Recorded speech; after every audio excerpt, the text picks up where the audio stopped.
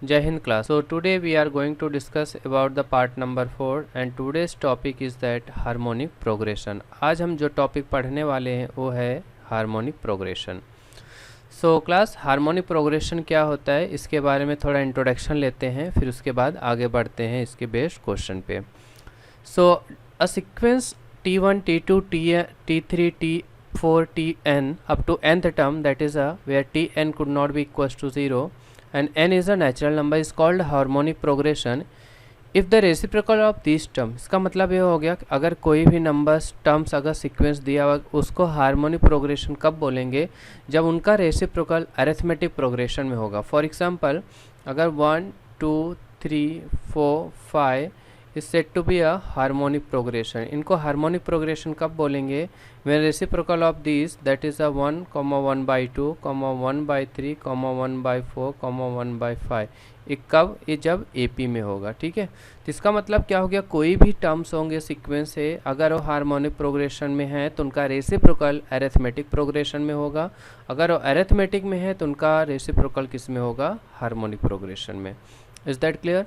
So come to the next part. Hope that ये बस simple सा डेफिनेशन है, सिंपल सा टॉपिक है. Harmonic progression is just directly connected with the arithmetic progression. ठीक है, तो जो nth टर्म इसमें होगा वही nth टर्म AP में जैसे निकालते हैं सेम टर्म्स हम HP में निकालेंगे, हार्मोनिक प्रोग्रेशन में निकालेंगे. And the definition, hope that everything is clear. उनके जो रेसिप्रोकल अगर AP में है तो गिवन सीक्वेंस किस में होगा, वो हार्मोनिक प्रोग्रेशन HP में होगा. ठीक है, so next part is that verify the following sequences are HP. देखिए यहाँ पे 3 सीक्वेंस हमने लिया हुआ है और आपको दिखाना है कि हमको वेरीफाई करना है कि जो तीनों सीक्वेंस है हार्मोनिक प्रोग्रेशन में है कि नहीं. हमने देखा अगर T1, T2 एंड T3 ये HP में होंगे. ये HP में तब होंगे जब इनका रेसिप्रोकल 1/T1, 1/T2, 1/T3 ये किस में होगा, AP में होगा. ठीक है, ये AP में होगा. That is a arithmetic progression. तो let us verify the given sequence. A HP में तब होगा जब इनका रेसिप्रोकल किस में होगा, AP में होगा. तो रेसिप्रोकल लिखेंगे A5 7, 9. ये किस में होना चाहिए, AP में. क्या ये AP में है? AP कैसे देखते हैं, जब इनके बीच में कॉमन डिफरेंस होना चाहिए. सो कॉमन डिफरेंस देख लेते हैं. 5 - 3 is 2 and 7 - 5 again we are getting 2, 9 - 7 we are getting 2. Hence the given sequence, this gives sequence in what, HP. एक इसमें है, HP में है. सेकेंड, फर्स्ट वन वेरीफाई हो गया, हाँ HP में. सेकेंड वेरीफाई कैसे करेंगे, again we have to write the reciprocal of this. अगर इस गिवन सीक्वेंस HP में है तो इनका जो रेसिप्रोकल होगा वो किस में होगा, AP में होगा. 3, 6, 12, 24 किस में होना चाहिए, AP में है. चलिए चेक कर लेते हैं AP में है कि नहीं. कैसे चेक करेंगे, इनके बीच में कॉमन डिफरेंस होना चाहिए. ठीक है, so 6 - 3 should be equals to 12 - 6 should be equals to 24 - 12. Let us check. 6 - 3 is 3, 12 - 6 is 6 and 24 - 12 is 12. so इनके बीच का डिफरेंस इक्वल है, नहीं, ये सब इक्वल नहीं है. तो गिवन सीक्वेंस एक इसमें HP में नहीं होगा. ठीक है, this sequence is not in HP. Come to the next part. अगले पार्ट में आ जाते हैं. 5 the given sequence in set to be HP. ये HP में तब होगा जब इसका जो रेसिप्रोकल होगा 5, 17/10, 32/10 एंड 47/10 ये AP में होगा. AP में कैसे चेक करेंगे, let us check their common difference. Common difference check करने के लिए so reciprocal of this 5 is what, 1/5. so the reciprocal of this 5 will become a 1/5. तो इनका कॉमन डिफरेंस चेक करेंगे. 17/10 - 1/5 should be equals to 32/10 - 17/10. Common difference कैसे check करना है, previous next term divided by minus previous term. So 47/10 - 32/10. Let us check their difference. कितना आ रहा है, 15/10. Here we are getting again 15/10. यहाँ से भी हमको क्या मिल रहा है, 15/10 which is same as what, 5 3 5 5 3 5 2. हमें जो कॉमन डिफरेंस मिल रहा है कितना आ रहा है, 3/2 का आ रहा है. सबका इक्वल है, यस. 15/10, 15/10, 15/10. तो ये सीक्वेंस किस में है, एपी में है। अगर ये एपी में है that is a reciprocal of this two, मतलब ये हमारा किस में है, एचपी में है। Hope that everything is clear, सबको क्लियर हो गया। एपी एंड एचपी में डिफरेंस क्या है, सिर्फ अगर कोई भी सीक्वेंस एचपी में तब होगा जब उनका रेसिप्रोकल किस में होगा, एपी में होगा, that is a arithmetic progression. ठीक है, ये एचपी का डेफिनेशन है। नेक्स्ट पार्ट इज़ दैट हमें कुछ दिया हुआ है यहाँ पे, एचपी टर्म्स दिए हुए हैं, हमें फाइंड आउट करना है इनका nth टर्म और 8th टर्म। ठीक है, so let's start. The given sequence is what, the find the nth term, hence find the 8th term of the following HP. अगर एचपी में है तो हम क्या करेंगे, 2, 5, 8, 11 ये एपी में होगा। ठीक है, according to the definition of the HP. ठीक है, सो ये हमारा एपी में होगा। अगर एपी में है तो इनका जो डिफरेंस होगा वो यहाँ पे दिया हुआ है 3 है, और जो फर्स्ट टर्म इज़ व्हाट 2, तो इनका टीएन हो जाएगा कितना, a plus n minus 1 into डी। So this become a 2 into n minus 1 into 3। तो this one is what 2 plus 3n minus 3, so we have a 3n minus 1। ये हो गया इस एपी का nth टर्म। ठीक है, तो अगर मैं इसका 8th टर्म निकालूंगा तो ये हो जाएगा 8 into 3 minus 1 and this become 23। तो एचपी का 8th टर्म पूछा है, ना कि एपी का। This one is the AP का टर्म है। ठीक है, तो एचपी का 8th टर्म क्या होगा, 8th term of HP will be what 1/T8, इसका रेसिप्रोकल 1/23। ये आपका हो जाएगा इसका 8th टर्म। देखिए इनके सब टर्म्स 1 में है, तो 1/23 को this is the 23 and this term is what 8th term of HP. ठीक है, तो इसमें भी अगर आपको एचपी में nth टर्म निकालना है तो आप पहले एपी निकालिए और एपी का nth टर्म निकालिए, देन उसके बाद क्या करना है, आप उसको रेसिप्रोकल करिए एंड जो टर्म आएगा वो एचपी का टर्म nth टर्म हो जाएगा। Is that clear? So that means here we are getting, अगर मैं थोड़ा सा और डीप में जाऊंगा तो हमें यहाँ एचपी का जो nth टर्म हो जाएगा, nth term here this will become 1/3n minus 1 है। ठीक है, ये एचपी का nth टर्म हो जाएगा। Is that clear? सबको समझ में आ गया? Good. Come to the next part. आइए देखते हैं फिर टाइप्स ऑफ मीन्स में आते हैं। होप दैट आपको एचपी और एपी का समझ में आ गया होगा कॉन्सेप्ट। इसके बेस पे क्वेश्चन भी आप सॉल्व कर सकते हैं।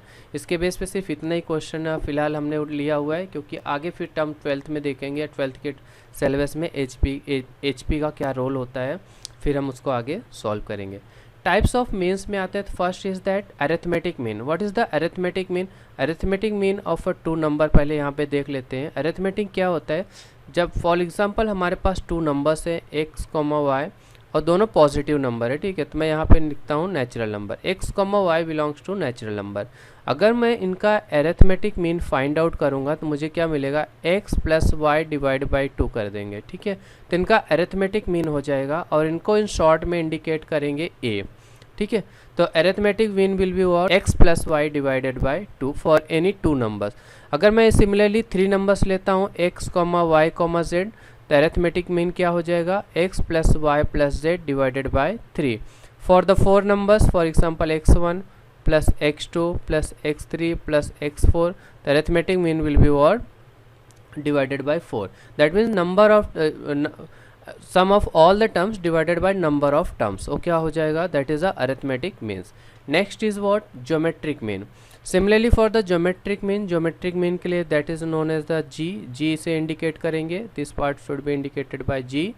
एंड फॉर 2 नंबर के लिए अरिथमेटिक मीन क्या, ज्योमेट्रिक मीन क्या होगा, so we have a g equals to root of x y. हम यहाँ पे क्या लिखेंगे, g equals to root of x y geometric mean हो जाएगा। इससे ये इसलिए होता है कि अगर मैं बोलूँगा g is a geometric mean of 2 number x, g, y, तो इनके बीच में क्या, अगर ये GP में है, ठीक है, तो अगर ये GP में है तो इनके बीच में क्या होगा, कॉमन रेशियो होगा, that is the g upon x equals to y upon g। This implies that g square equals to क्या हो जाएगा, x y for any 2 numbers. तो 3 नंबर्स के लिए क्या हो जाएगा, 3 नंबर्स के लिए अगर मैं लेता हूँ geometric mean for x y z, तो यहाँ पे होगा g equals to cube root of x y z. ठीक है, 4 नंबर्स के लिए 4th रूट, 5 नंबर्स के लिए 5 रूट, n नंबर के लिए nth रूट आपको यूज करना है। तो ये आपका ज्योमेट्रिक मीन हो गया। Next is what harmonic mean. For the harmonic progression it is indicated by H, H से इंडिकेट करेंगे। और हम देखेंगे अगर x, h, y ये 3 नंबर्स और h is the harmonic mean of x y, ठीक है। यहाँ पे क्या हो गया, harmonic mean of x and y, ठीक है। तो h की जो वैल्यू होगी इसका मतलब 1/x, 1/h, 1/y किस में होगा, AP में होगा, ठीक है। अगर ये AP में है तो दैट मीन्स 1/h by AP formula 1/x plus 1/y this whole divided by 2, जैसे हमने AP में देखा था, अभी इसके पहले मैंने रफ कर दिया। तो ये क्या था कि a arithmetic mean equals to it was written as x plus y divided by 2। तो हार्मोनिक मीन क्या होता है, रेसिप्रोकल ऑफ अरिथमेटिक मीन। तो वी कैन राइट एज इसको आप मल्टीप्लाई करेंगे तो we are getting over h equals to हमें मिलेगा 2xy divided by x plus y. ये हो गया हार्मोनिक मीन का formula. It's like this 2xy, यहाँ पे लिखता हूँ harmonic mean equals to 2xy divided by x plus y, ठीक है। ये हार्मोनिक मीन हो गया। तो जीपी के लिए हमने जियोमेट्रिक मीन के लिए क्या बताया था, root of xy, and arithmetic mean के लिए क्या हो गया, x plus y divided by 2। And all these are in terms of for 2 numbers के लिए हैं। अगर आप n नंबर्स लेंगे तो सिर्फ आपको डिवाइड बाय यहाँ पे n कर देना है और x1 plus x2 plus x3 dot dot up to xn तक जाना है। और यहाँ पे n नंबर्स के लिए देखेंगे तो यहाँ पे n ले square root, cube root, fourth root होता है, बट n ले रहे हैं तो आपको n नंबर्स के लिए n रूट लेना पड़ेगा और सभी नंबर्स को मल्टीप्लाई करना है, x1 multiply by x2 x3 dot dot up to xn, ठीक है। सिमिलरली आपको हार्मोनिक मीन भी इस तरीके से आप कैलकुलेट कर सकते हैं। Let us see some relation between harmonic arithmetic mean, geometric mean and harmonic. So we have some result based on this result can be extended. मैंने आपको जैसे बताया n टर्म के लिए आपको डिवाइड बाय n कर देना है। ज्योमेट्रिक मीन में n टर्म्स अगर आप ले रहे हैं तो उसका nth रूट ले लेना है। हार्मोनिक मीन में n divided by 1/x1, 1/x2, 1/x3, 1/xn, ठीक है। ये हार्मोनिक मीन। बट ये काफ़ी इंपॉर्टेंट पार्ट हो गया जो मैं यहाँ पे सेकंड पॉइंट में लिखा हुआ है। सेकंड पॉइंट में लिखा हुआ है अगर 2 नंबर इक्वल हैं, ठीक है, इफ़ 2 नंबर्स आर इक्वल तो उनका जो अरिथमेटिक मीन होगा, ज्योमेट्रिक मीन होगा, हार्मोनिक मीन होगा, वो सब क्या होंगे, इक्वल होंगे। ये रिजल्ट हम लोग देखेंगे, क्वेश्चन सॉल्व करेंगे इसके बेस पे। काफ़ी अच्छा रिजल्ट है और आपको ये ध्यान में रखना चाहिए।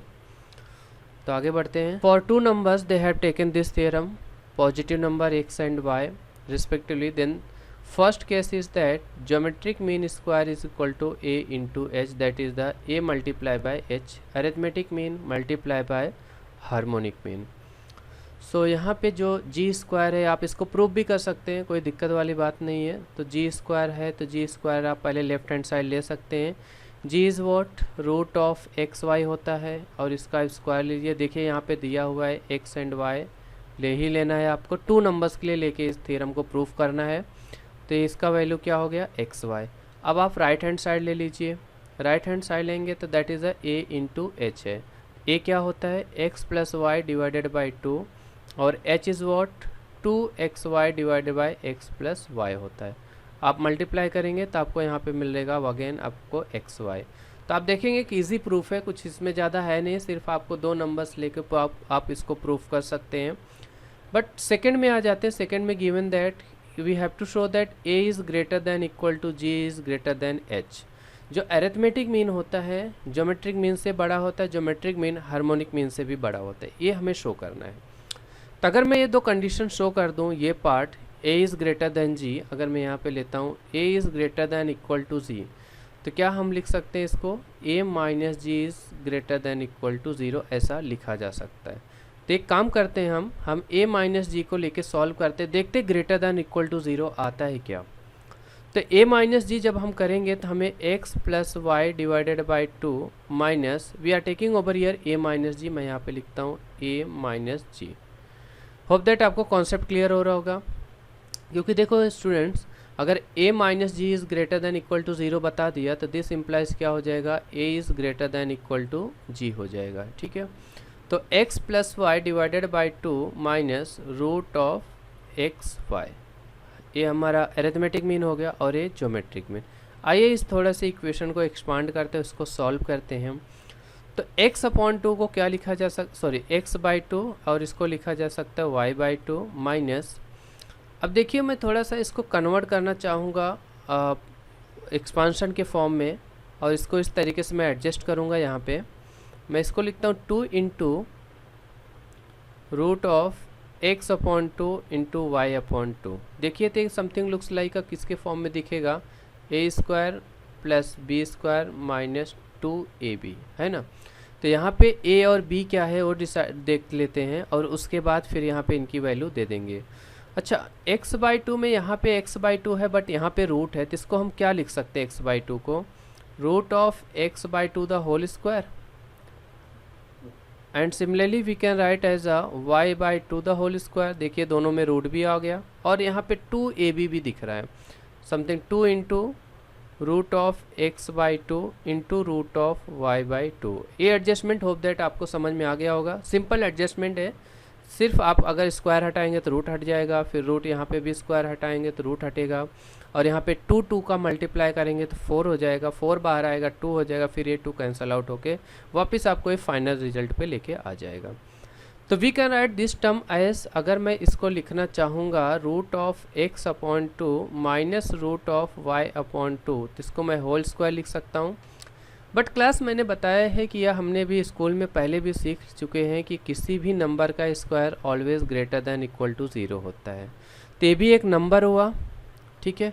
तो x/2 root of and root of y/2, अगर हम सब्ट्रैक्ट करके हमारे पास होल स्क्वायर, तो this will be also greater than equal to 0। It means root of x/2 minus y/2, this full whole square is what we are getting greater than equal to 0. It means this implies the final result is what, a minus g जो मुझे मिल रहा है वो क्या मिल रहा है, greater than 0, and it means a is greater than equal to g। आप ये प्रूफ यहाँ पे देख सकते हैं। होप दैट काफ़ी सिंपल प्रूफ था, काफ़ी ट्रिकी था थोड़ा सा, बट इजी था, और काफ़ी अच्छा रिजल्ट है कि अगर दो नंबर्स के बीच में a, g और h दिया हुआ है तो आपको रिज़ल्ट याद रखना है। कभी कभी कॉम्पिटिटिव एग्ज़ाम में सब रिज़ल्ट पूछ जाते हैं, और इसके बेस पे एग्ज़ाम भी क्वेश्चन भी पूछ लिए जाते हैं, ठीक है। तो रिजल्ट नंबर 1 क्या है कि g² equal to a into H, and result number 2 is that a is greater, arithmetic mean is greater than geometric mean is greater than. First question आज का है, काफ़ी सिंपल है। तो हमने 2 रिजल्ट सीखा है, पहले इन दोनों रिजल्ट को यहाँ पे लिख लेते हैं, हो सकता है उनका काम यहाँ पे आ जाए। तो result number 1 is that geometric mean is equal to a into H, and result number 2 is what, a is greater than equal to g is greater than equal to h, ठीक है। देखते हैं क्वेश्चन किसके base पे है।